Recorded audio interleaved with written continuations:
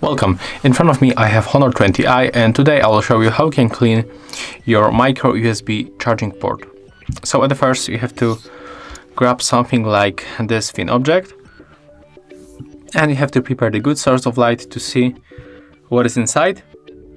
And right now when I'm looking on this port, I can spot that something is here, and of course I'm going to zoom in to get you better view of this port.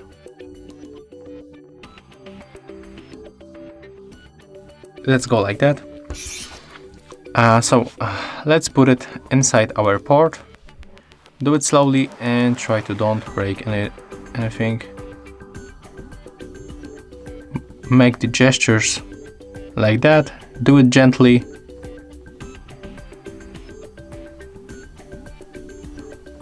Okay, and as you can see here, we got some kind of the dust inside. Let's take a look another time.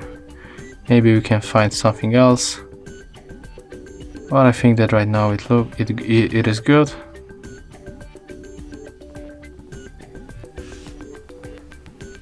Just check it.